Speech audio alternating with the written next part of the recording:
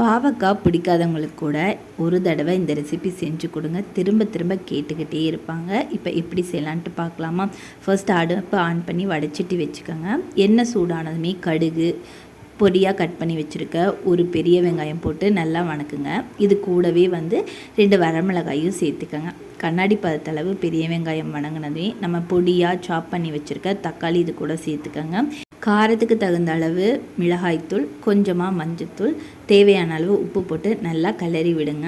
வேணும் அப்படின்னா கொஞ்சமாக தண்ணி ஆட் பண்ணிக்கோங்க.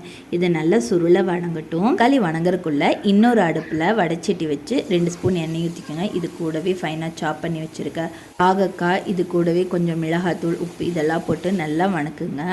நல்லா மொறுன்னு வணங்கினதும் இதை நம்ம வணக்கி வச்சுருக்க தக்காளியில் கடைசியாக ஃபைனலாக ஆட் பண்ணி கொஞ்சமாக நாட்டு சக்கரை ஆட் பண்ணி கிளறி விடுங்க. அவ்வளோதாங்க, நமக்கு பாவக்காய் பிரட்டல் ரெடி ஆயிடுச்சு.